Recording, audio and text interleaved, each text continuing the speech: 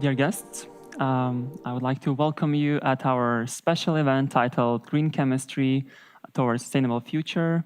And I would like to welcome you all, the participants, our invited speakers, our guests, and our spectators at Lithuania National Radio and Television. So today we'll dive into the topic of green chemistry. We'll try to see if we are sustainable enough and do we need to move forward with the green and sustainable chemistry. So right now I'd like to introduce myself. I'm Lukas Neimovičius from University of California, San Diego, and today I will be moderating this event. And our invited speakers, so let's start with Makeda. Makeda Tekle-Smith, professor at Columbia University. And I'd like to ask you about your background a bit. Can you tell us where do you come from? Hi, it's a pleasure to be here. I'm Makeda. I was born and raised in California in the United States, and I did my undergraduate research at Pomona College in California before going on to do a PhD in organic chemistry at Columbia University.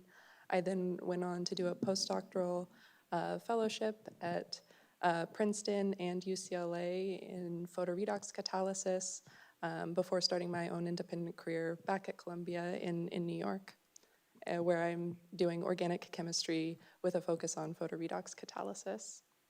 Thank you, Makeda. Our next speaker is Professor Andrew Poon from University of California, San Diego. Andrew? Yeah, so just to reiterate what Makeda said, thanks again for the warm invitation to Vilnius. It's been really nice. The hosts have been amazing. So like Makeda, I also grew up in California from a very different part. I'm from the north. And after growing up in California, I moved to UC Berkeley, where I did my undergraduate education and research.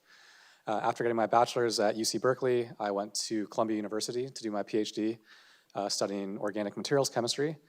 After that, I served as a postdoctoral fellow in the group of David Norris here in Europe at ETH Zurich. And after that postdoctoral research, I moved to UC San Diego, where I am now as a new faculty member, where I run my own group studying photochemistry and photoactive materials, we'll say. Thank you, Andrew. And our third invited speaker is a PhD student at Vilnius University and Center for Physical Science and Technology, Pamela Rivera. So, hello, I'm Pamela Rivera, and I have a bachelor's in chemical engineering from Autonomous University of Santo Domingo. And then I have a joint Erasmus master's degree program in excellence in analytical chemistry from the University of Tartu and University of Claude Bernard Lyon in France. And I'm here doing my PhD on the topic of development of electrochemical sensor arrays in the Department of Nanofunctional Materials. And thank you all for being here, and thank you. It's quite an honor for me to be sharing this space with you. Thank you, Pamela. So we'll start with the simple questions. And as we know that in chemistry, we're using different methods of synthesis, of catalysis, and of all other purification systems. So the first question would be, maybe we'll try to dive into your research, your own research, and do you think about any sustainable pathways when you are doing your chemical reactions? Do you plan ahead? Do you think how you could recycle your materials? Maybe, Andrew, do you have anything to comment on that? Sure. I would say, and unfortunately, as most researchers, I don't think about this. I think sustainability is a big part of the driver for why I do research. One of the big motivating applications of my research is for solar energy. So in that sense, I do think about sustainability, but unfortunately, I'd say, like many of my peers, on the day-to-day basis, I don't think about how I can incorporate sustainable practices in my research, even though I think this is a big push that we should be doing. Thank you, Andrew. But do you think that we could think about like reagent recycling or, for example, some reusable instruments? I bet that you are using reusable instruments every day in your lab. Since we definitely do use reusable instruments quite frequently, any sort of analytical or technique to characterize our materials is always going to be something reusable. Solvent recycling, my university hasn't incorporated that yet, although I think that's something we're looking at, especially for common solvents that we use for not so sensitive processes. This could definitely be something that we take advantage of in the future. What about you, Makeda? Do you use something? Do you plan ahead? Do you do some planning of synthesis ahead of time? Yeah, I mean, we try to the best of our abilities. We could be a lot better in pretty much every aspect, but one of the things we do is solvent recycling of acetone, which has been very efficient for our labs. And we also try to think about how we develop our reaction methods to use more sustainable solvents and more sustainable catalysts, and to think about the toxicity profiles of the reagents that we're using as well. But do you think that research in academia should really strive for this toxicity evaluation and all other, I don't know, reagent recycling, even if the research institutions are not producing so much of waste? That's a good question, and a lot of the questions that we're asking in my lab and in other labs are very fundamental in nature, and so I think it's a balance. If we can use these sustainable solvents or less toxic reagents, that's safer for any scientists involved, and so I think we should. But if we can't, and if the question that we're really asking needs those reagents and solvents, then I think we should use them in the best way that we can, and think about if we can recover them, recycle them, so that we can minimize the waste that we're producing if we do really need to use those types of compounds. Sure, thank you. I'd like to ask Pamela, what do you think about the sustainability in your current lab? Do you use anything particular as recycling? Because you're working in analytical chemistry, so probably it's quite an important part of your research. Yeah, and in the field of analytical chemistry, of course, you always try to avoid organic solvents in that part. And I think in our very particular case, it's electrochemistry. So we manage to stick to water as a solvent. But sometimes you have analytes that sadly don't dissolve, especially if it's like biological or organic. So you are forced to use organic solvents that might not be so friendly. But always we try to keep in mind to minimize their quantities, and I think it's the same answer. You try it, understand that it doesn't hinder your capacity to continue performing your experiments. Thank you. So right now I'd like to move into the introduction into the green chemistry. And as we heard that we are not really implementing multiple tools to recycle our solvents and do a sustainable research in the lab currently, though the history of green chemistry starts in the late 60s and 70s. Green chemistry terminology arises from the United States. So basically in the 60s, the scientists started to notice that our impact on Earth in terms of pollution is getting dramatically worse.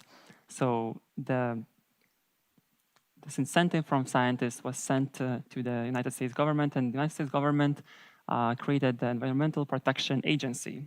So in the 1970s, the Environmental Protection Agency started to be present. And also, as a fun fact, our former president, Valdas Adamkus, was one of the introducers of this agency in the late 70s in the USA. And my question would be, like, we started quite late. We started to care about our environment only in the 70s and 80s as we introduced more and more laws into our research, and not only research in the industry. Don't you think that we are a bit late to make an impact? I don't think it's ever too late. I think there's always opportunities for innovation, and these are then challenges in the field that we can come up with new solutions for. It is unfortunate that we weren't starting implementing some of the restrictions and policies that we have now earlier, but I guess we can only look forward and try our best currently and try to do as many best practices as possible now. But for example, Andrew, I would like to ask you probably, weren't we aware that chemistry has such an bad effects on the nature and the society in general in the late 70s, for example? We knew that we are polluting, we knew that we are putting some microplastics into the oceans, but why do you think the broad society didn't care about it? I think there wasn't enough education about how bad some of these problems were. I think, for a positive example of this, we can think about the ozone layer. In the, I believe, 80s, we discovered this hole in the ozone layer that was caused by, thanks to chemistry and spectroscopists in particular, we learned fluorocarbons were causing a hole in the ozone layer. And thanks to this education and a lot of international cooperation, this problem was actually solved, essentially. I was quite shocked that I was introducing this topic to my second-year bachelor students in my lectures, and they actually only really thought of this, like they'd only barely heard of this ozone hole, whereas when I was growing up, this was like a major problem that was going to destroy all of us. So in a sense, yeah, like Makeda says, it's never too late to start, as long as we can educate the public and do a big global cooperation to solve these large problems. Yes. So do you think that it was a problem of time in general, that we didn't have enough time to raise awareness for the problems that are incoming? That's a great question. I guess as long as we can educate the population, I don't really know the timescale for how long this takes. But yeah, I think it's just important to let people know that this is a problem and it's something that we should take care of as soon as possible. But again, we need the cooperation from everybody. Pollution, as you've mentioned, is a global problem. If we stop producing plastic in the United States and the microplastic problem, other nations might still be doing this. So in that sense, we really need to work together as a global community to solve these issues. Thank you, Andrew. So right now I'd like to move to another part about the inventions that are leading in green chemistry and how those inventions contributed to the green chemistry in general. So there are 3 Nobel Prizes which were issued lately that really contribute to the green chemistry approach. It's not directly linked to green chemistry. However, the new mechanisms in chemistry are really important to make the reactions less toxic and more affordable. So the first Nobel Prize was issued in 2001, and it is for the chiral catalysts for hydrogenation reactions that led to prevention, for example, for the accident like thalidomide. Could somebody comment on this accident of thalidomide? Maybe Makeda, do you know a little bit about it? Yes, so thalidomide was a drug that was given to pregnant women for morning sickness, and thalidomide has a chiral stereocenter, and one enantiomer leads to birth defects, while one enantiomer is safe to take. And so the importance of developing chiral syntheses and understanding the chirality in these organic molecules is of critical importance. And again, education of what these compounds are and how they can be provided safely is really important, I think. Thank you, Makeda. So the next Nobel Prize that contributed to the green chemistry is metathesis reactions. So basically it is the process when the atoms, the carbon atom groups, change places. And it also led to some drastic differences in our nowadays synthesis. And the last, probably the most known Nobel Prize was given for click chemistry in 2019. So it basically allowed the azide and alkyne bonding with copper catalyst. And I think that we can comment about the click chemistry. I think this was a quite important invention. Would anyone want to comment on click chemistry? Do you think that it changed your approach to some, for example, reagents or just the synthesis of your compounds? Do you use the click chemistry in your research? Yeah, sure, I can talk about that one. So the particular Nobel Prize, the work that led to it actually came out of Berkeley, I think the year before I started doing my research there. So it was this big news that Carolyn Bertozzi had published this strain cyclooctine that could do a cyclization with an azide, actually copper-free. That was her big contribution to the field. In water, high efficiency. And so this was a big news in the scientific community and something that we actually did incorporate in research. Even the materials chemistry research I did at Berkeley as an undergraduate, we tried to take advantage of this reaction because it's so efficient. It can be done in mild conditions, in water if you need to. And so yeah, I do think click chemistry, if used appropriately, is a great way to use green chemistry because it's so efficient. You don't need to use a lot of extra reagents. You can even use copper-free catalysis, so it's quite safe. So I do think there is a lot of value in expanding click chemistry to make more efficient reactions. Do you think we have a potential to expand the database of click chemistry, that we could use it more efficiently and more actively? Yeah, I definitely think so. So there's nothing that makes something a click chemistry reaction or not. It's just a nice term that people came up with because they said it's just like clicking two things together because it always works, it's efficient, anybody can do this. So I do think reaction method development, the people like groups like Makeda's are working on, has the potential to become click chemistry as research continues in that field. And that's why I think it's of high value. Thank you, Andrew.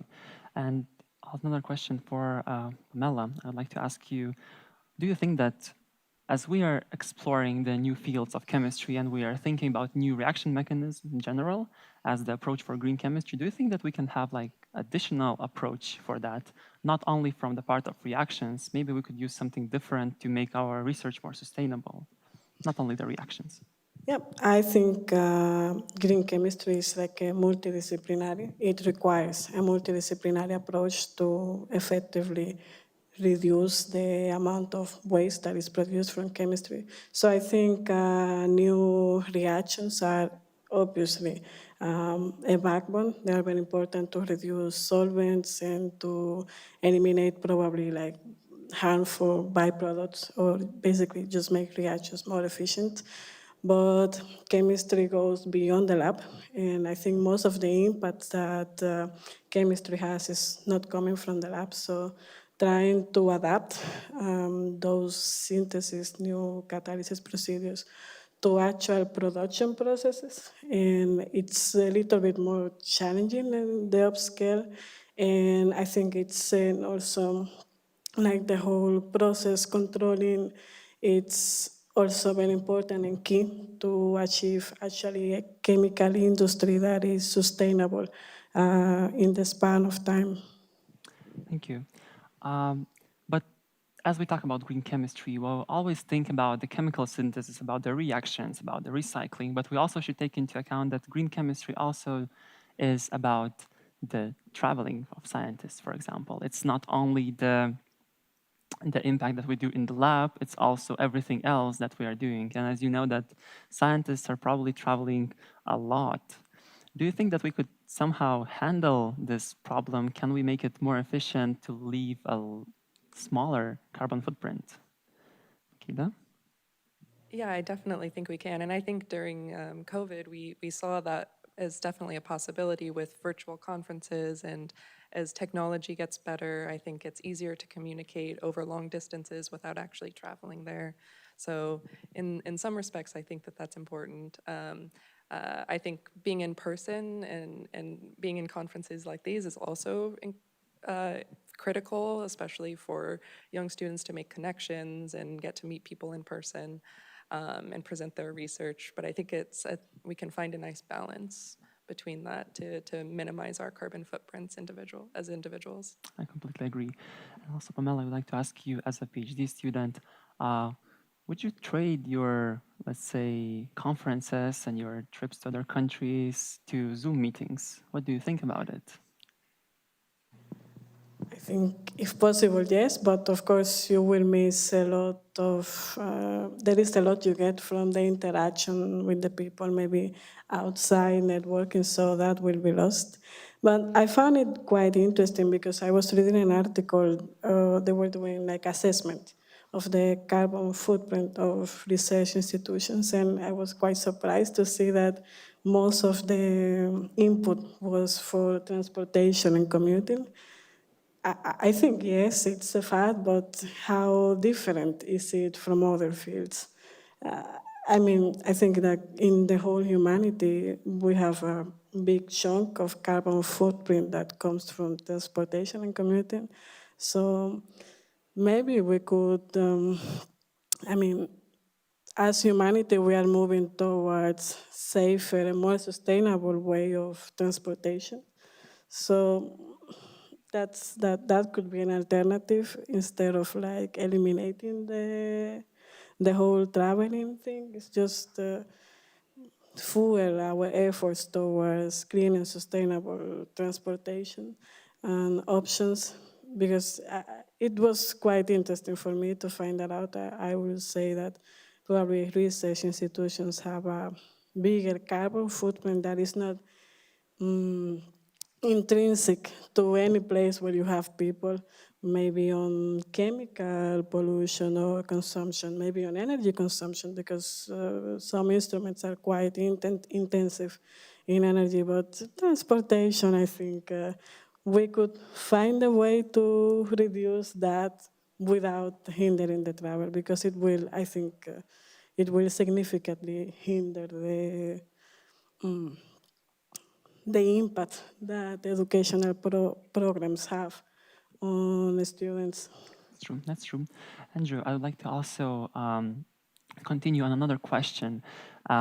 It's quite common for U.S. assistant professors to have a round trip around the world and around USA during the pre-tenure period.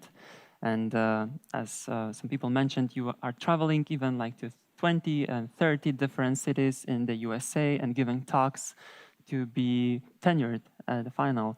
So do you think there's something that we could change about it and to leave a less carbon footprint? Because definitely the air travel to 20 or 30 cities in the US is a quite polluting act.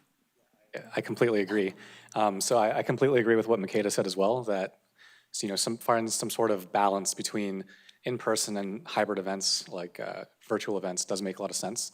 There is a lot of value to meeting in person, doing in-person visits, but I do think that we should limit this. I do think the whole tenure tour thing that you've mentioned for pre-tenure faculty in the US is a bit ridiculous. Like, it is important to meet the people in our community, but maybe I don't need to go to every single state in the United States to go to their university to show that I can do science and I'm worthy of a tenure position.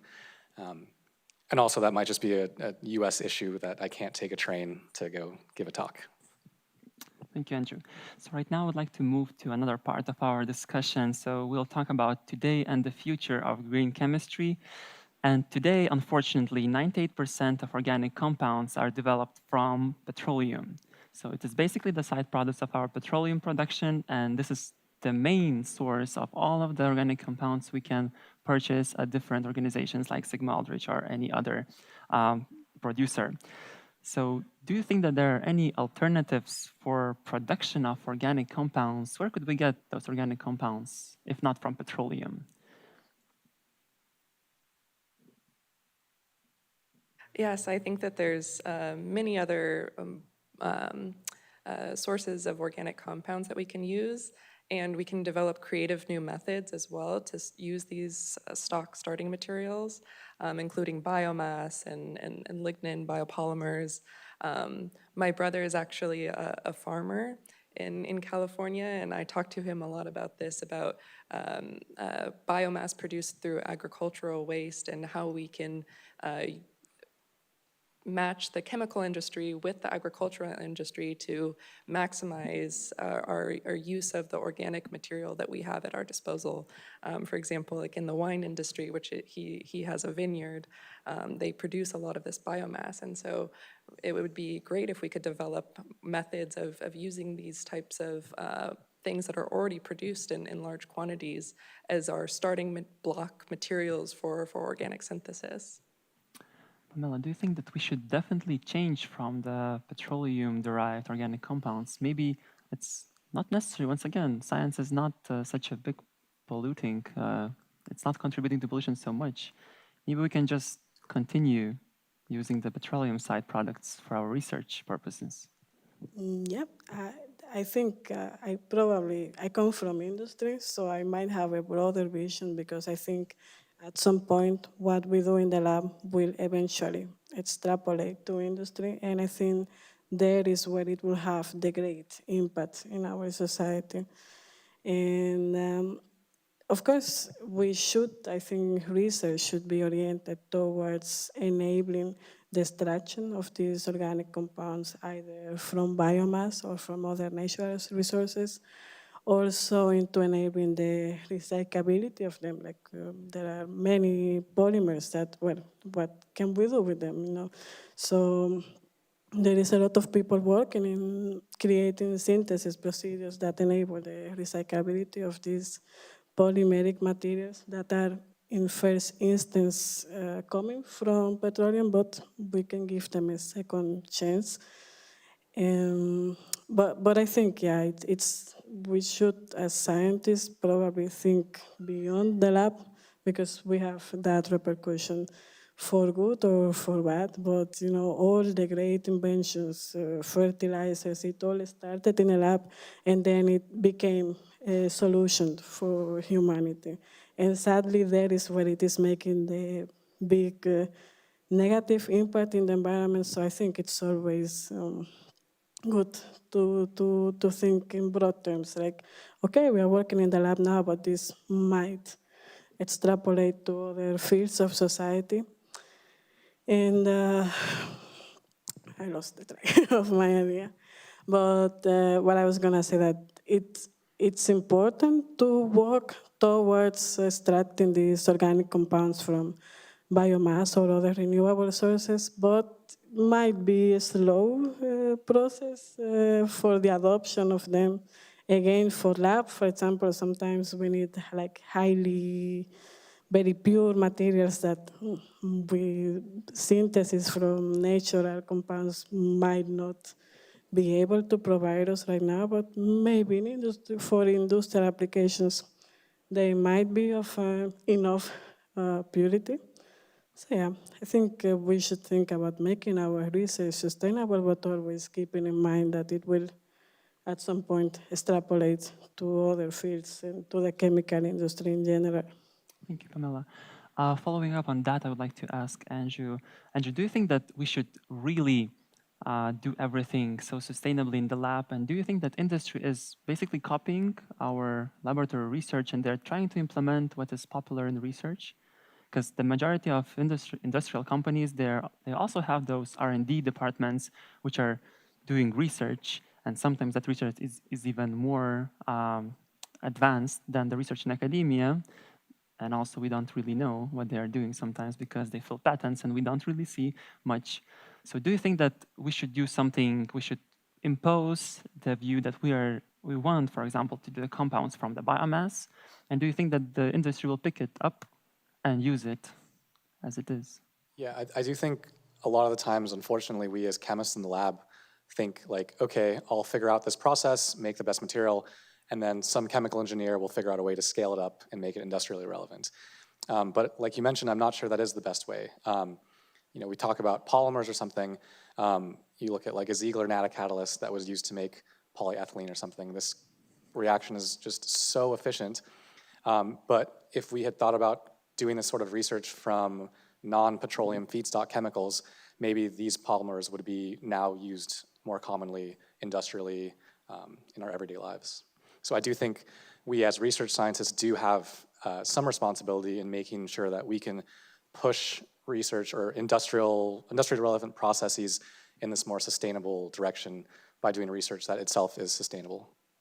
But do you think that either, let's say, the scientific voice of our field can make an impact? Isn't it about the money all the time in the industry? I do think it is about the money. I'm not sure how much some multi-billion-dollar chemical company cares about what I tell them, but I do think if I tell them, hey, I have a catalyst that is super cheap and uses lignin-based monomers to make a polymer that will last 3 years, which is plenty for your 1-year consumer lifetime, they will jump on that idea and try to commercialize it. So I think in that sense, we have to use our skills and innovation to drive industry forward that way. Thank you, Andrew. So right now we'll move to a different topic a bit. We'll talk about the 12 principles of green chemistry. So in the early 2000s, there were 12 principles of green chemistry that were imposed and they were shown to the broad public how we can basically make our green chemistry more sustainable. So we'll select a couple of topics, not all of the 12. And the first one is the prevention. Prevention means that we are preventing the waste rather than recycling the waste afterwards. And do you think, Makeda, that we should change the way we do synthesis? Do you think that, as you said, we're not really thinking about in front about our side products, about the toxicity of them, but maybe we could think about it and maybe we could make a more sustainable approach to our reactions? I definitely think we can think about new approaches, and that also creates new creativity in, for example, organic synthesis. One of the examples that people have been developing is ball milling approaches that don't use solvent, that are more sustainable in that respect. One of the processes that my group is really thinking a lot about, and other groups at the interface of organic synthesis and data science and machine learning, is how you can use these types of AI tools to replace some of the experimental work that we're doing. And this, by definition, will reduce our waste that we produce and make our processes more efficient. So I think that there's really right now a push in this area to use machine learning to develop optimization procedures more efficiently, so limiting the number of reactions that we need to get a specific yield or enantioselectivity in a reaction, that we can optimize several objectives in a reaction simultaneously, also increases the efficiency and so reduces the amount of material that we need to use in these processes. Additionally, my postdoctoral advisor developed a method where you can limit the number of compounds that you explore in a reaction scope space while maximizing the amount of information that you get from that reaction scope, which is great for the students working on that work too, because you don't have to run as many reactions, you don't have to characterize as many things. It's cheaper for the academics as well. So I think there's multiple good points about why we should use these types of tools in organic synthesis, and I see that as one of the future directions of the field. Andrew, do you think that the flow chemistry will be a viable option in the future also? Do you think that all the labs in the world will use flow chemistry at some point? Because it's quite a promising field. You can do reactions very fast. You don't need to take 3 days to make a reaction. You can have it in 6 minutes. Yeah, I think in terms of flow chemistry, I'm not sure every lab in the world will do it, because at least for the academic type research that we do, just using a small round bottom flask to do this chemistry works just fine. But I do think flow chemistry in terms of industrial scale reactions is what needs to happen. Batch reactions are inherently not efficient. You have a big reactor that you have to heat up. There's a lot of wasted surface. There's a very low surface to volume ratio, or low surface to volume ratio. So in order to get this reaction to go, you have to put in a lot of energy, whereas with flow chemistry, you can do reactions much more efficiently. So I do think, maybe not in terms of academic research labs, but I do think industrially this does need to happen. But do you think we could merge also the flow chemistry with machine learning with AI approaches to combine different and solvents, let's say, different approaches to find the perfect and the sweet spot for our synthesis and chemistry reactions? Yeah, in that sense, I definitely do think that's a good plan. Like Makeda mentioned, I do think that data-driven techniques are really going to be the future of making our discovery less energy intensive, less people intensive. And flow chemistry in that sense does have another potential advantage, in that we can try to design things like microfluidic chips, like lab on a chip, this dream, to do large screens of the molecules that we think are already the best. In that sense, we can explore a much bigger reaction space quickly and cheaply. So the next point of our 12 principles of green chemistry is the atom economy. And the atom economy means we want to use as much of the atoms as we have to produce the final product. So we don't want to have any side effects, side products, and reactions. And probably I would like to ask Pamela, do you think that in terms of the atom economy, we're doing a great job right now in chemistry in terms of the chemical synthesis? Do you think that our reactions are already at the state of the art, or we still need to push forward and to have less side products? I think there is always room for opportunity, and there is a lot of research in the development of catalysts that can help reducing the byproducts of the reactions and making them happen in like mild conditions and faster. So on that, there is a lot going on. But of course, there is always something that you can improve. And that's it. I think it's our task as scientists to always try to push the boundary forward. And there is a lot that needs to be done, like many processes are already like well optimized, many others still need to be optimized. There are many things to do. So I think there is still a lot of work to keep going. But let's say that we have a perfect reaction. We are using all of the 100% of the atoms, and we use a lot of solvent, let's say. Do you think that the institutions should, let's say, centralize the recycling of the solvents? Or maybe we could do something else for that, because we are not avoiding solvent in any case. The solvent is our media, so we'll need to treat the solvent at some point in our research. I mean, if possible, then solving recycling, it's ideal. It can be done. It's done in industry. Many processes recycle solvents, especially organic solvents. So I think research should follow. I am not aware that we are doing that here, but as per what I heard, their institution is already doing that. So why not? Why not copy it? It's a good example to follow, and I think eventually, if the recycling of the solvents is not so expensive, it can even lower the cost of doing research. Andrew, do you think that recycling the solvents is very cost ineffective? I'm not sure of the cost-benefit analysis of that, but in terms of waste reduction, I do think this is just a very low-hanging fruit that more institutions should do. Even from like the simplest way, like Makeda mentioned, I actually did my PhD at Columbia, so I know how we did this back when I was there. We as organic chemists often use acetone to clean our glassware. And so after we wash our flask, we'll clean it with acetone. This acetone doesn't need to be particularly clean because we're just using it essentially to remove any last bits of material from the flasks and dry the flasks. So if we have acetone that's used for cleaning, we can recycle this without having it to be 99.99% pure or anything. So I do think that's a very easy solution that a lot of institutions should enact, recycling these sort of solvents in a centralized manner like you've mentioned. And also recently, I think that European Union was planning to ban DCM, for example. The toxicity of the solvents is also a quite important issue currently. What do you think about banning DCM? Should USA also go through this?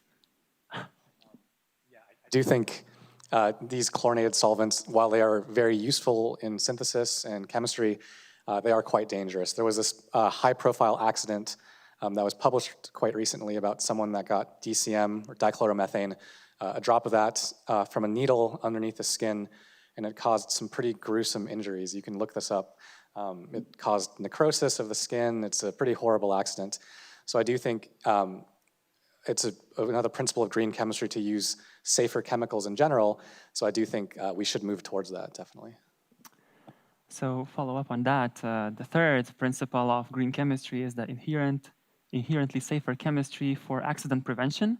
So right now we're moving to a more fun part, and we will try to ask our speakers, did you experience any laboratory incidents which were caused by explosions, any other interferences with your, let's say, reactions or your research?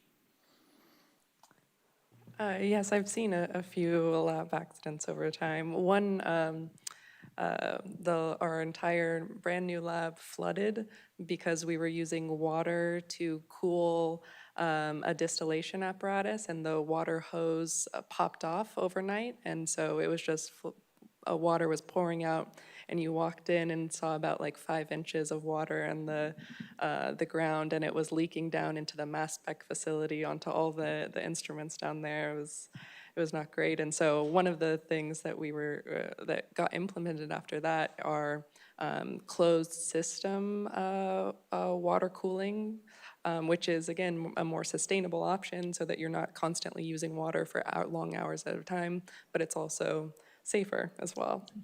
Exactly. Andrew, you want something to share? Yeah, so I do agree that along with being more energetically sustainable, we should be looking at these for green chemistry processes for a safety perspective. So one incident that happened at an institution that I worked at, it was actually using a flow reactor with photochemistry to do a reaction. which are two things that we think of as sustainable, really big themes in green chemistry. However, they were using a photoreaction that needed a lot of input energy in the light. Using flow chemistry, they were using a lot of organic solvents, which themselves are flammable. So they had a bunch of strong lights that were producing a lot of heat next to a bunch of organic solvents. We never really figured out how this happened, but it led to a very large explosion because all that organic solvent is essentially just gasoline. So yeah, moving away from these sorts of energy-intensive processes could lead to much safer lab practices. Luckily, this was at night, so no one was harmed, but yeah, there are some dangers associated with using energy-intensive processes. But sometimes energy-intensive processes are required for some very particular chemistry. Let's say we want to break a bond, which is a very strong bond. How can we interact with that? Should we use a less, let's say, sophisticated approach for those reactions to avoid those incidents? Is there a trade-off somewhere? I think you can just use more sophisticated approaches. There's a lot of organic chemistry research being done on catalysis, lowering activation barriers to do the same process. So if we do research into more innovative catalytic methods, that is, using innovation to use less energy. So I think by doing this, we can make chemistry safer. Thank you, Andrew. So the next principle is less hazardous chemical syntheses. And I would like to ask Makeda about this, as you are working in the field of chemical synthesis and reaction mechanisms. Are we already ready to predict, for example, can we predict the side products of our reactions, and can we evaluate their toxicity beforehand? I think we can use our chemical intuition often to predict when things are going to be toxic or the likely byproducts of a reaction. This is also another example of where sort of machine learning can come in and predict degradation products or oxidation products and their likely toxicities based on previous data that we have in these large libraries of chemical compounds. So to a certain extent, I would say that we can, but nothing is ever perfect and we can't always get everything correct, or sometimes there's things that happen in a reaction or in a mechanism that we've never seen before, and those are always very exciting because that means that something new is happening and we should go find out what that is, but that can lead to unpredictable side products and side compounds that are toxic. Pamela, what do you think about it? Do you think that if we predict the side products and everything, should we use also a more sophisticated approach? Should we try to form a fusion of the fields of machine learning and chemistry? Should we try to link those things together to be more aware of the toxicity of our compounds, for example? I think there is a field of chemistry already, chemometrics, and I am aware that they are using these libraries to predict the toxicity of different compounds based on functional groups and their locations. So they managed to create data set with all of this information compartmentalized for the compounds. And based on the structure of the molecule, they are able to predict the toxicity of compounds. So it's possible, it's being done, and why not? I think it's quite useful, even for the prediction of possible degradation compounds when the synthesis procedure is new. They are able to predict, of course, not with 100% accuracy, but they are able to predict what will be the outcome and how it can impact health. Thank you, Pamela. Moving forward, we'll talk about the catalysis, which is basically the driving force of chemistry in general, currently, in the past, and probably in the future. And I would like to ask Andrew, as you are working with photocatalysis currently, do you think that catalysis is the future of chemistry? Is it basically the thing that we will use always in our research? Yeah, like you mentioned, I do think it is the past, present, and future of chemistry. We need to do chemical transformations. That's the definition of doing chemistry. And doing these processes as efficiently as possible is definitely what we need to be doing. I do think for that, we need to think about sustainable catalysis, including how we source these catalysts, You think about how the public thinks about catalysis most often. It might be the catalytic converters that are in most commercial vehicles. However, these use a lot of rare metals. It's hard to source them, very energy intensive. So, anything we can do to make catalysis cheaper, sustainable, and more environmentally friendly, we should do. And as you mentioned before, we need sometimes a very powerful catalyst for some reactions. And from your experience and your research, where do you think we could go with photocatalysis? Like what energy bonds we could break with those compounds, with organic compounds, let's say? Yeah, I think you brought up a good point with organic compounds, because most catalysis that we think about in organic chemistry, even in industrial processes, use metals to do this, like rhodium, palladium, platinum, iridium, these very rare, expensive, heavy metals. So we can think about two things with catalysis. We can move towards cheaper, more abundant materials like first-row transition metals, like iron, things like this, nickel, that are easy to source and more common, more abundant. And we can also think about using innovative strategies to use organic chemicals themselves as catalysts to do these transformations. Thank you. And the last point which we would like to talk about from the 12 principles of green chemistry is design for degradation. And I'd like to ask Makeda, probably the biggest field of the photodegradation and general degradation of organic compounds is polymer industry.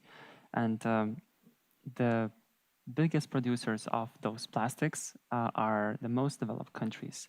But do you think we could change it? And do you think that we have any other solutions for the plastics? How could we recycle the plastics which are present? And is there any way we could change the production of the plastics to make them more degradable? Definitely. I'll maybe hand it over to Andrew to talk a little bit more about polymers and potentially degradable polymers. But photoredox catalysis has been used significantly, especially in recent years, to break these types of strong carbon-carbon bonds and specifically degrade polymers into known monomers that we can then recycle and reuse. And so I think that's where chemistry can really come in and develop these new mechanisms and these new catalytic transformations that break different types of polymers down into compounds that we can easily separate and that we know are going to be then useful in further production and really close that loop of use and reuse. Do you think, Andrew, that we could apply something from more, let's say, bio approach?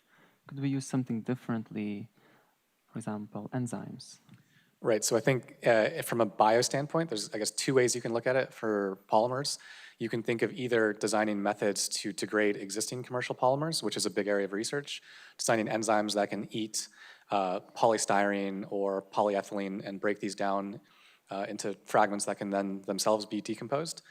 Or you can look at using bio-sourced monomers to make polymers. So rather than using styrene or ethylene or any sort of petroleum-based feedstock, you can look at bio-based feedstocks, like lignin-based monomers to make polymers.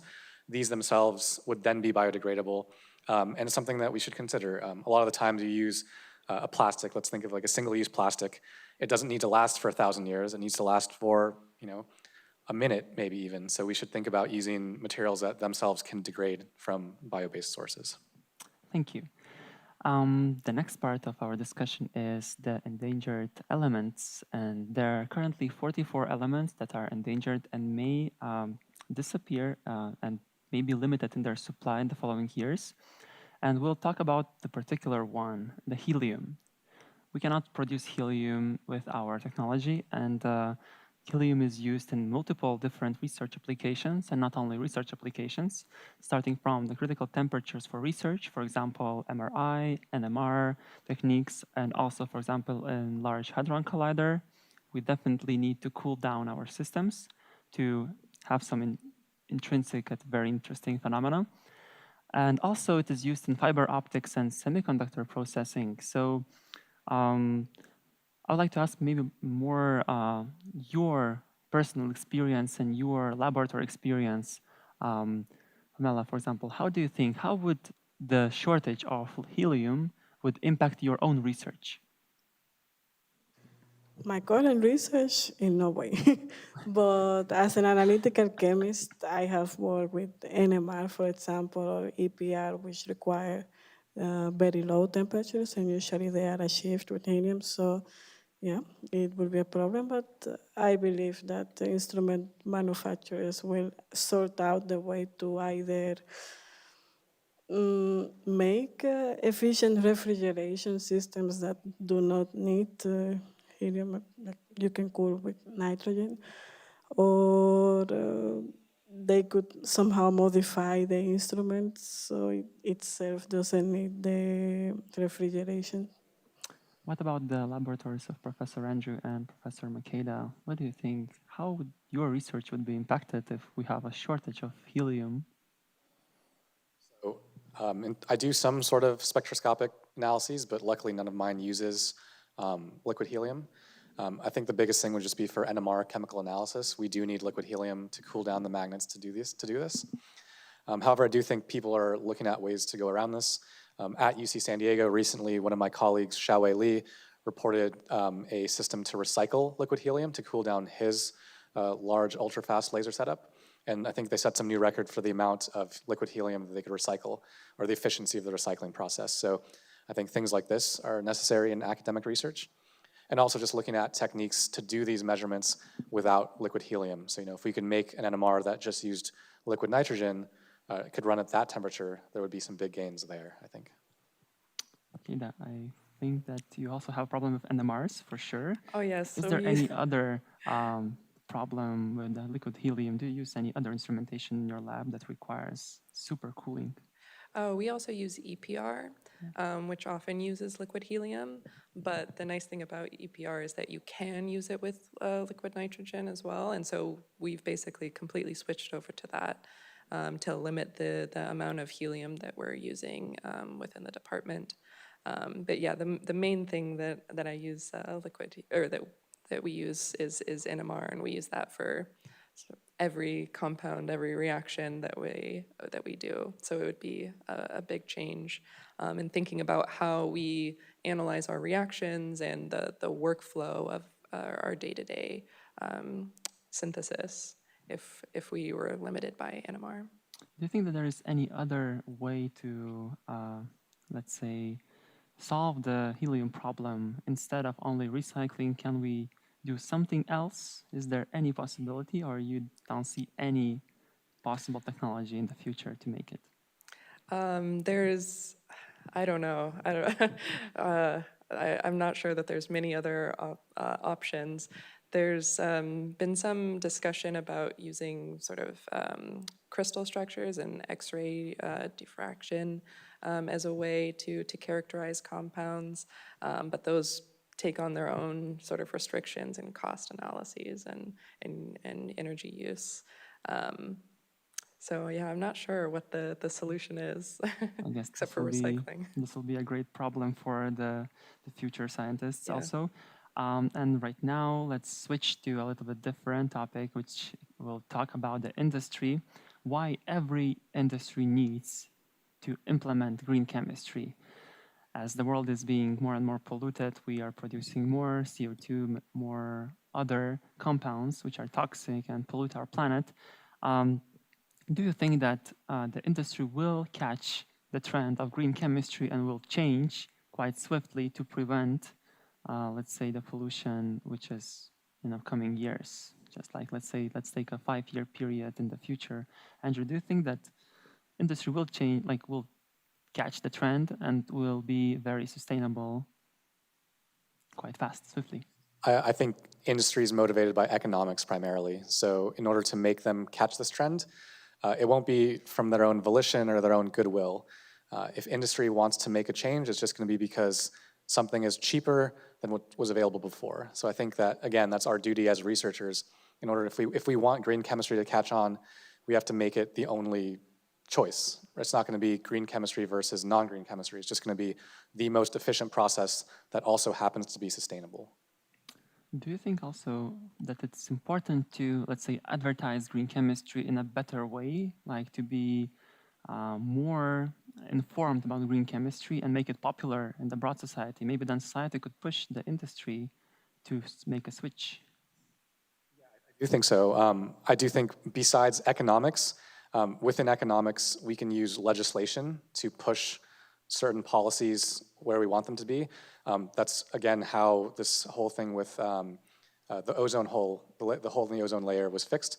It's because thanks to the EPA and this research done on discovering the source of the ozone hole, legislation was passed to ban the chemical that caused the ozone hole. So I do think that we can use a lot of public engagement in order to push green chemistry forward. And also I think it's an opportunity to engage with the public, because if we let them know that we as chemists aren't just some weird mad scientists tinkering away in a lab, but rather people trying to make solutions to make everyone's lives better, we can work together with the population to enact these positive changes. We'll probably still need some global approach on that, because if only some countries change to the green chemistry, we'll still have the problem. Yeah, so I think, like has been mentioned before, these are large global challenges. So I do think outside looking in, the EU is a great role model for this, because you do enact these policies that affect multiple countries. People have to buy into this in a international collaboration, and this should continue on a more global scale as well. So this push towards green chemistry and green legislation, we'll say, should be done worldwide. How to enact that might be difficult, but it's definitely something that we as scientists, besides our lab work, we can take advantage of our privileged positions to educate the population about why this should be done. And I'd like to ask probably Makeda and Pamela about what's your view on the timeline? Can we really make a swift change in the industry to the green chemistry? And I will give an example. The pharmaceutical chemistry really changed its own approach only in like 5 to 7 years after the first discoveries of very efficient synthesis processes. Do you think that 5-7 years is that timeline that we can really make a change in the industry, or should we expect it in a more far future? I think it's similar to what Andrew is saying. If we develop things that are the best processes, then I think we can see a really swift implementation of these green initiatives. For example, photochemistry is the only way to make certain types of bonds in a single step, and you've seen now plants be developed that can do these types of photoredox reactions in industry in a very short period of time. And you can see the implementation of data science and machine learning in terms of optimization of reaction processes that are being implemented in the pharmaceutical industry right now. And so if we develop these types of things, and oftentimes it's in collaboration with these companies, then I think 5 to 7 years is quite reasonable to see a change. What do you think, Pamela? Do you think 5-7 years is enough for a change in industry? I think in that span of time, we will see some change. Not that all industry will be clean and sustainable, but definitely we will see some change. And in support to what they say, to see green chemistry implemented in industry, it needs to be economically feasible, because in the end, it's a business. And in the measure that the technologies that are developed in the research are economically feasible, then their adoption into the chemical industry will be faster. And I think also policy making is key on that. Policy making, they have the power to establish, let's say, fines, regulations that will somehow push industry towards a change, because in the end, sadly, for chemical industry, they need profit. So green chemistry should be be it in the way of regulations or in the efficiency of the processes, economically feasible to be adopted. And if we can meet that from the scientific part, then definitely they will adopt it. Thank you, Pamela. So we discussed a bit about green chemistry in industry, and we agreed that the change will happen at some point if we can make efficient and financially suitable tools for the industry, and they will take over quite swiftly because they really want to adapt to everything what is more efficient. But also let's talk about the green chemistry in research. And scientists, as I mentioned before, they generated a bigger carbon footprint. And I have an example here of United Kingdom. So United Kingdom generates approximately 420 million tons of CO2 every year. And the academia sector, including the education, covers approximately 4.2% of the total UK emissions. So basically 4% of our carbon footprint in the UK consists of the academia solely. And this 4.2% is divided by different parts, of course. The first part is that 32% come from the supply chains. So basically, if we order some solvent or something, 32% of carbon emissions come from that. Also, 12% of emissions come from student traveling, international collaboration, international conferences, and everything, and 19% from the upkeep of infrastructure. So do you think that it's still a very big number for academia to hold 4.2% of total emissions and carbon footprint? Do you think that there is any way, except we already discussed about traveling, maybe can talk about the supply chains and maybe we can think about the infrastructure maybe? Do you have any opinions on that? Yeah, I think that there's probably a number of different places that we could improve and to reduce our carbon footprint. I think that that's what everyone should be doing worldwide, right? For transportation, I know one of the things that my university is trying to do is encourage commuting, minimizing commuting times by either walking or biking to work, and that's like one aspect in which we've been trying to improve. I think building affordable housing close to education centers is also helpful so that you can reduce these types of transportation costs in terms of CO2. Yeah, I don't know if there's any other. Do you think that there is any motivation for scientists in general to reduce their carbon footprint? Is there any, let's say, policies in the US? I'm not sure how much policy there is. I do think that a lot of us got into science because we care about the environment, making the planet a better place. And so I think there's a lot of personal responsibility that scientists feel to take these environmental actions, at least amongst the scientists that I'm around. In terms of policy, I'm not sure, but you mentioned the supply chain. I do think this just comes back to industry again, right? If these chemicals that we get for our research come from some chemical company, them making more efficient processes will, by nature, make the supply chain more efficient and reduce that that energy output. Do you think that there should be something like the large buying possibility of, like, let's say, solvents for the whole university in total? Let's say we buy solvents for all the labs at once and we refill them and we split them through the labs at once. Yeah, I think some sort of centralized thing like that, some model like that could work. I think a lot of universities do have small stock rooms where they try to do this. But then it becomes another, like, we as scientists are not immune to economics and economic pressures. If the solvent's cheaper direct from the supplier, we don't often think about why if this is more energy efficient to do. We think we ourselves have research budgets that we're trying to stay within.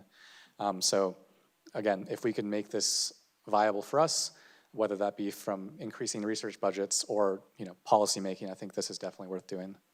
But do you think that let's say, large-scale buying solvents from the suppliers is still probably much cheaper than buying the small bottles of the solvents every day to your lab to refill your stock?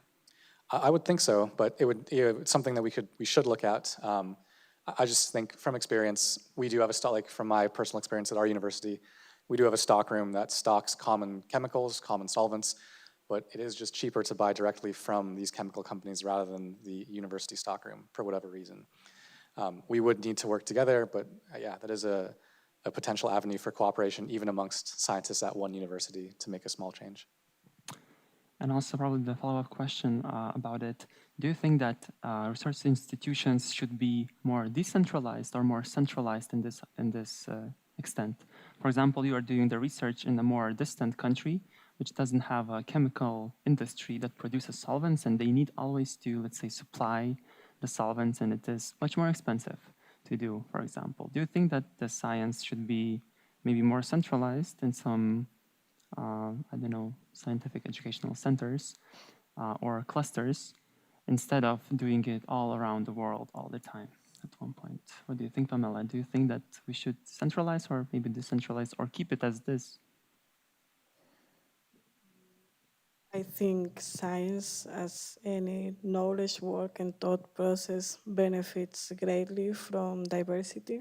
So centralizing it will kill that part, and then it will not be science anymore, but it will hinder the effectiveness of science. So I think the part of reducing the carbon footprint of the supply chain for research, I think we should think more about, let's say I'm gonna do experiment, and for example, solvents are classified into 6 categories, depending on how hazardous they are.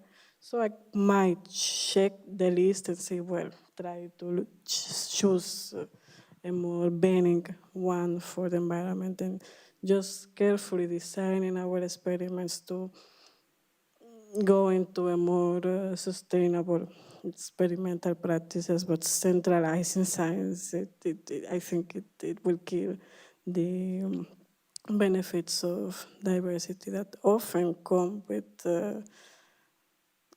from being from different geographical locations. You are exposed to different environment, and it somehow makes you more sensitive or not to different problems. So I think the supply chain problems, we should look at it more carefully from the point of view of sourcing. Where are we sourcing? What are we selecting for our experiments? Whenever possible, to select something that is cheaper, that has a lower carbon footprint, but I don't think centralization would actually solve the issue. As you also mentioned before, we could try to use more sustainable transportation for our supplies, which would also probably can keep us more sustainable in terms of the, let's say, the supply chain of all the chemicals and all the stuff like that. Do you also, I guess we all agree that centralization of science is a bad idea, and it led to some quite difficulties, I think, around the world currently, as the research clusters are really close. They collaborate only between themselves, and they don't do really they don't think globally about the science around the world. So, and right now let's move to the last part of our discussion today. So we will talk about, we'll shift a bit from green chemistry. We'll talk about the negative connotation of chemistry in the world. And as many of you know, probably in the broad society, in the broad public, chemistry is usually associated with a negative connotation.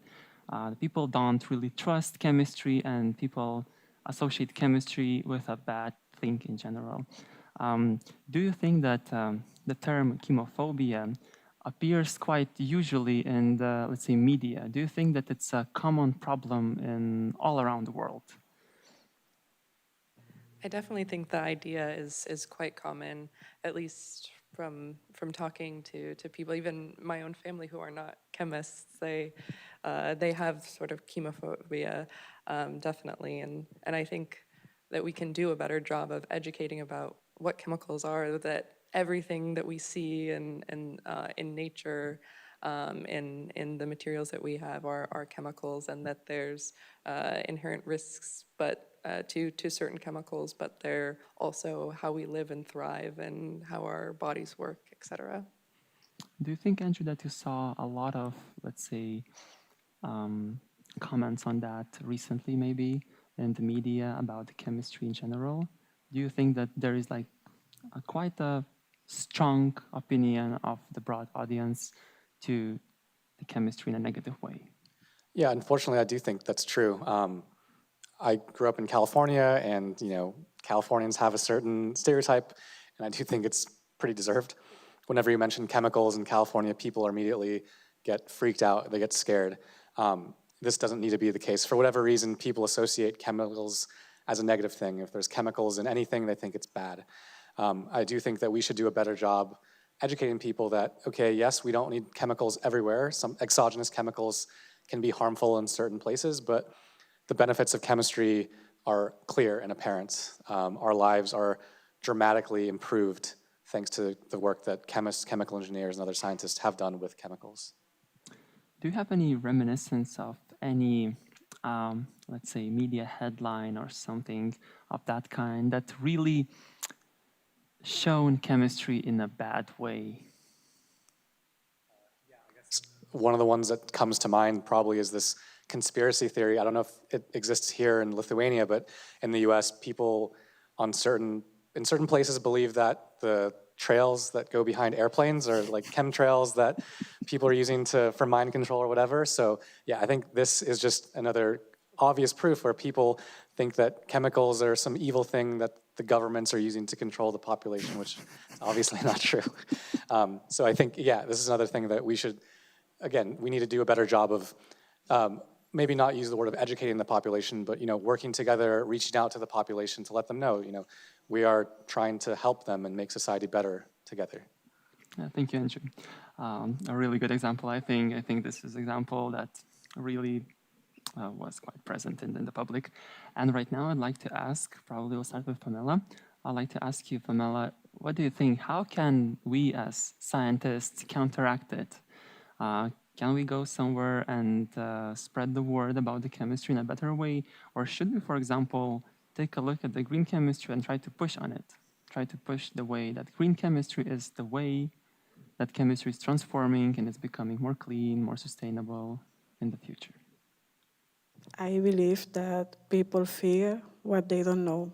So they are afraid and scared of chemistry because they don't know it and they don't understand it. And I think the whole scientific society, because we are becoming like a very close cluster. You are in science and everybody, is a scientist. So we should be more open. We should try to communicate science better in a more easy to digest manner to the general public so they don't see it as that thing that is there and I don't know it. So it's human nature to fear what you don't know. So I think it's on us to make a better job at communicating what we do and bringing people closer to science because in the end, yes, science and chemistry is causing a lot of pollution, but also none of us would be here without chemistry. We wouldn't even have enough food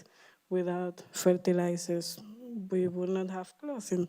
We would all be wearing linen, but most of us now are wearing synthetic fabrics, and it's quite good. It's keeping me warm here. So in daily life, we are using chemistry. We should let people know, okay, understand that this is what is making your life comfortable, what is putting food in your table. And I think in the measure on how people understand better chemistry, they will fear it less. Or at least, if something like that happened, they will have the tools to really rationalize the situation and understand that, no, it's not true. Do you think that the chemophobia terminology in general is much more active since the creation and the spread of the internet? Do you think that internet contributes to that? There is a lot of garbage information on the internet, and there is no filtering. You read a book, and there is many reviewers on the book, and many people is criticizing the book. But with internet, anybody can just write a post anywhere, and it will reach millions of people that don't have any scientific education, so they don't have any tool to figure out if that is true or not, to rationalize what they're getting. So they choose to believe, if somebody doesn't have a clue about what they are reading, it's very likely that they will believe that. Following on that, I would like to ask also, so do you think that there should be some specific tool that there are some verification tools for information currently on the internet, but should it be implemented in a big way? Should we check the information more carefully, for example, in the news, in the media, or something like that? Because sometimes also media makes mistakes, and we kind of have this problem. Do you think that this still will arise, or will still stay in the same manner for foreseeable future? I think, unfortunately, it's just going to become a growing problem. It's hard to convince people when they get their information from so many different streams. So again, I think that's why it's important for us to educate the population as a whole. You know, besides scientists, many of us are also educators. There's many students at this conference in this room. So I think it's our job to educate the population, to help engage with the population, to let them know what is or isn't a reasonable outcome. You know, we can use the scientific method to decide whether something is possible or not. And so, in this sense, this is how we can make an impact in this problem, I would say. Makeda, I'd like to ask you, do you think that the outreach from the scientists, the leading scientists in the world, is very important? Let's say from the top universities in the world, and in general from, let's say, the high school teachers, starting from them. Do you think that it's important to make a broader outreach to those communities and the broad public to make an impact and counteract this growing chemophobia? Absolutely. I think education from kindergarten through to outreach to our elderly population is incredibly important, and building community and invoking that we're all in this together, and not just in both in our local communities as well as in the global population as a whole. And educators, I think, are on the front lines of that. And I think, yes, both in terms of getting people excited and into going into these STEM fields and making the impacts that are going to solve some of the problems that we have for our climate change, and for developing new green chemistry solutions, and also in terms of making sure that everyone is on the same page and is wanting to do their part throughout the world. Thank you, Makeda. So on that point, I would like to open our question and answer session today. We have some speakers here and some participants in the audience. If you have any question which you would like to ask our native speakers, you are more than welcome. So please go ahead. And do you have any questions about green chemistry, about maybe more research opportunities, or just research in general of our native speakers? So my question is about batteries. Are we limited to lithium-ion batteries, or are there any, I don't know, scientific possibilities that may come in the future and save us with better batteries? So that's my question. I think I went to a great talk by one of my other junior colleagues recently. So he is an expert in batteries. He recently started his group at UC San Diego as well in the chemistry department. And I had the same question for you, and luckily he answered it. And he mentioned that there is no perfect battery for any. So lithium ion is great, but it depends on what application you need it for. So every battery material has certain advantages and disadvantages. So there are great opportunities in the field of battery research now, just depending on what you need that battery for. Large scale, small volume, large volume. It just depends on what the battery is used for. So we cannot increase the energy density of the battery, basically. Is it like fundamental, or no? Okay. Yeah. So I'm no expert in batteries, but there is some limitation. There are fundamental limitations, because you think about lithium, and there's going to be an electron reduction or oxidation that's going on. There is a volume change that is associated with that, going from lithium metal to lithium oxide, for example. So there are physical limitations to how much energy you can get out of a certain volume of a given battery material. But you also have to think about the potential you're getting out, things like this. And so in this way, we can think of, do you want a solid state battery? Do you want a flow battery for bigger, maybe industrial type needs? So again, it depends on what you need the battery for. For example, I know that planes with batteries, they are like limited to the size of battery. Right. So basically we will not have electric planes.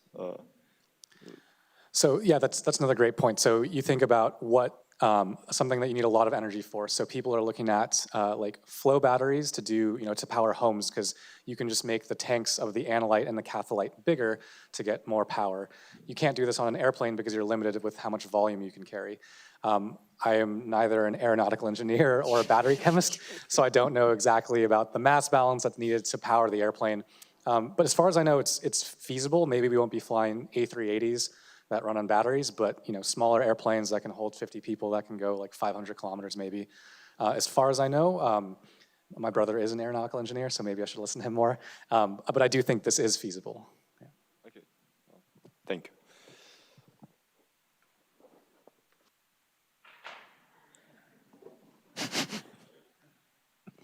It did arrive. So you talked about catalysts and how important they are in organic chemistry, and previous talk here from someone else, they also talked about the problems that come where they come from. Like certain countries only have certain elements and so on. So what about organic catalysts themselves? For example, polymers, especially back then, were called like organic metals and so on. Is there any research being done if we can use the metal-like qualities of polymers as a catalyst and so on? Definitely, yeah. There's a ton of research being developed in a variety of different organocatalysts for photochemistry, for photoredox catalysis, and so I think that there's and similarly there's going to be benefits and limitations to these types of organic materials.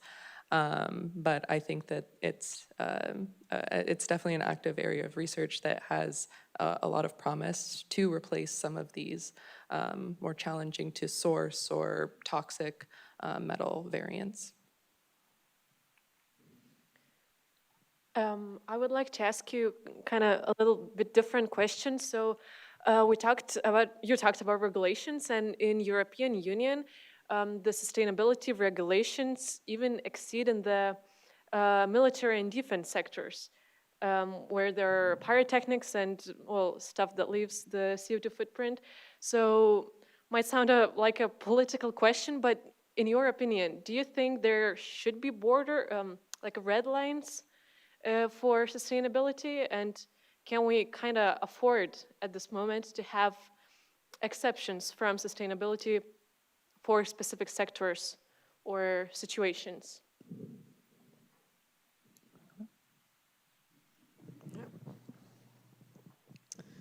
I think regulations for sustainability, how can I say this?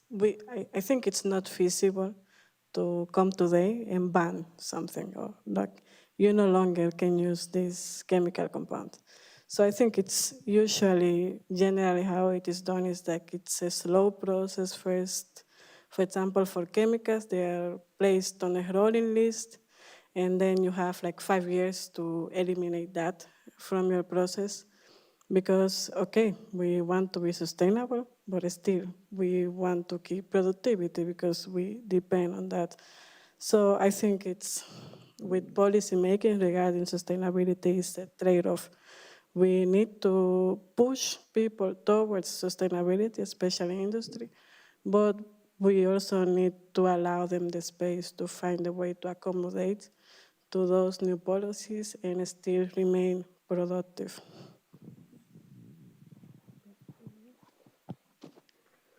I would have a question. What are the main economic barriers that are stopping the wider adoption of green chemistry?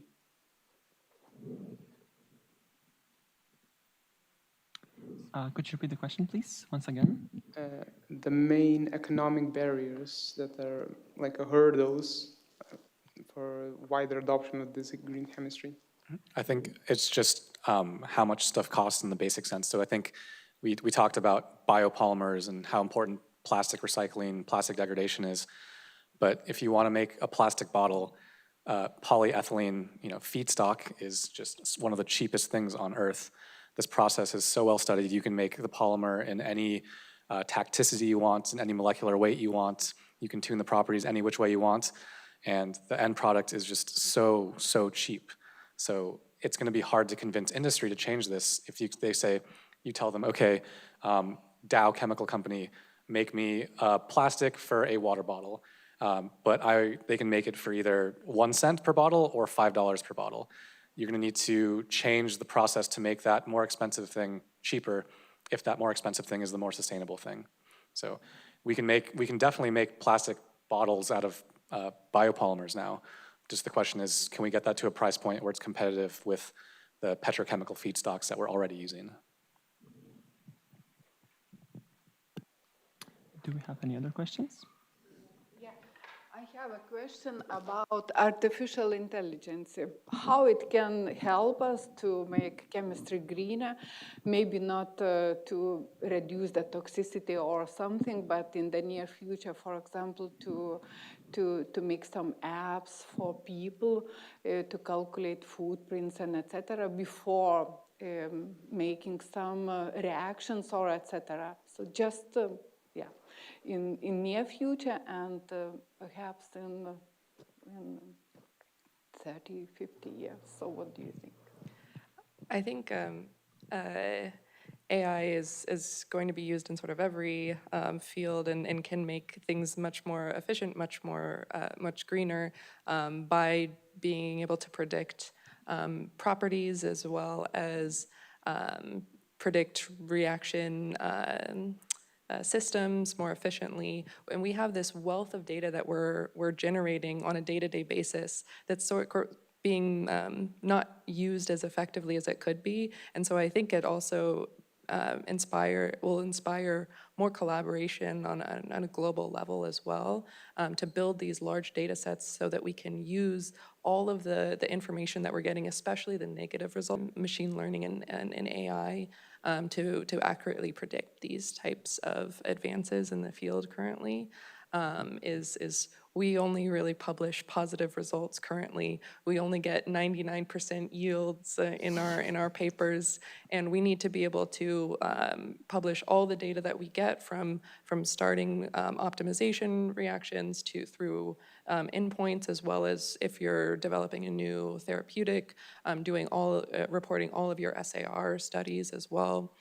So that we can more effectively understand the chemistry that we're doing, the mechanisms that we're inputting and utilizing, as well as our reaction outcomes in chemistry.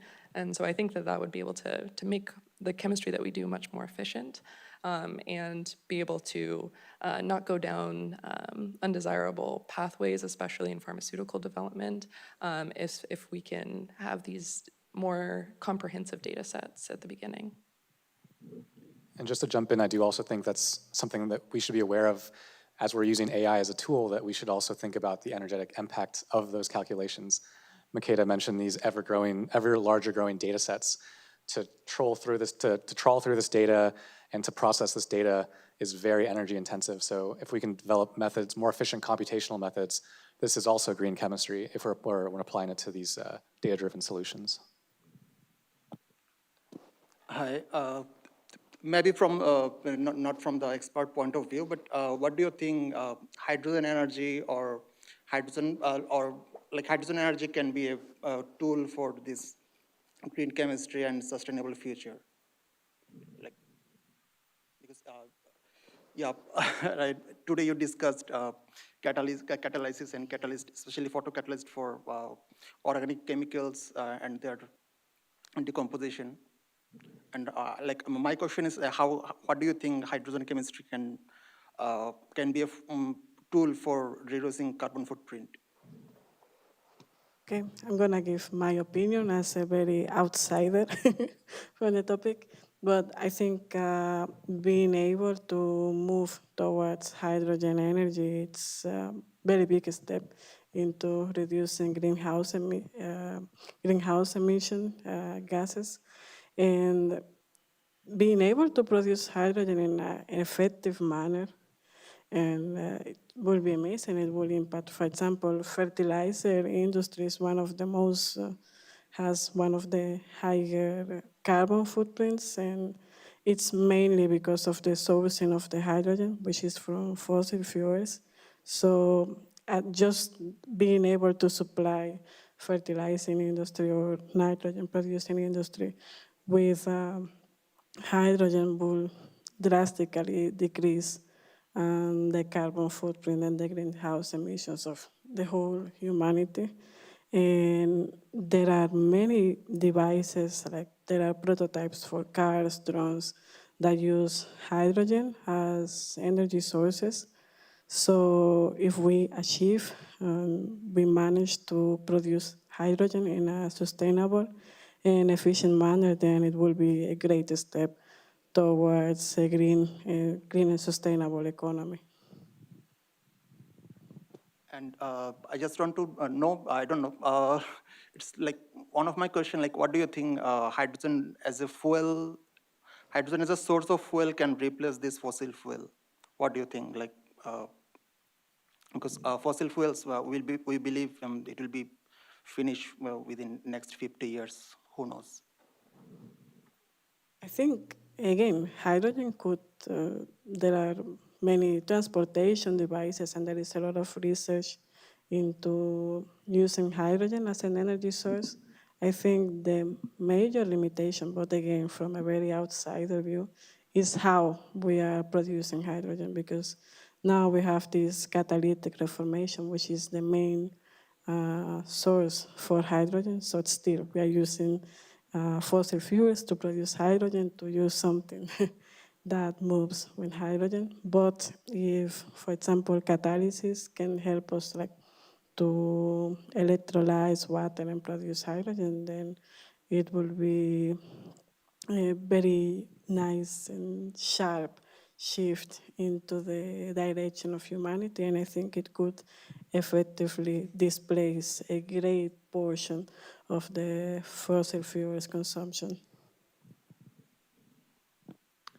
Do we have any other questions?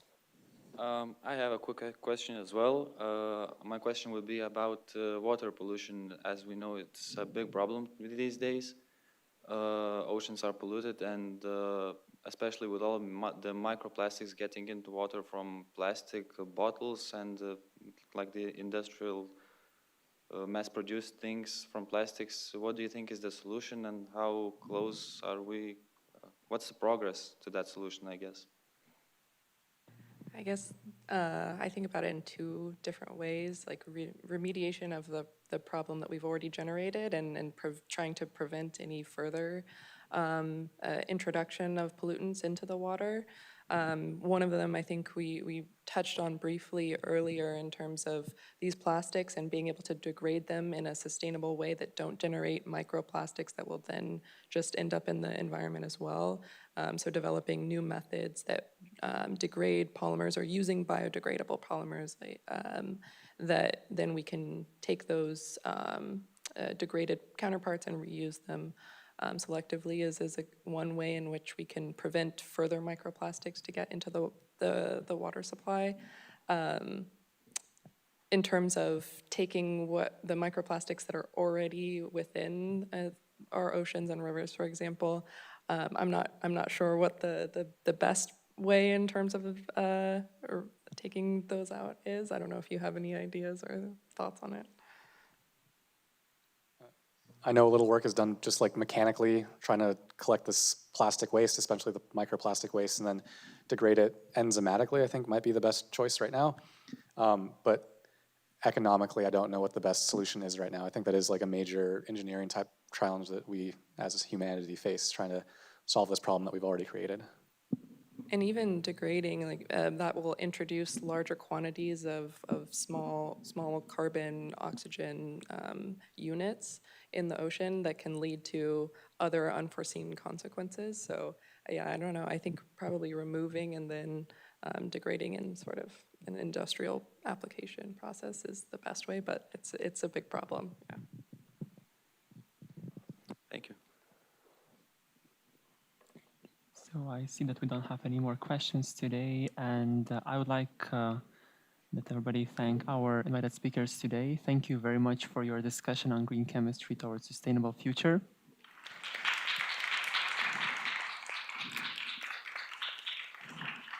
And I would like also to announce that tomorrow, Professor Makeda from Columbia University and Professor Andrew from University of California, San Diego are giving their talks. So we are welcoming you tomorrow to take a look and listen to their nice talks. And thank you very much for coming. Thank you very much for being the part of our conference. We are very happy to have participants and to have our invited guests here.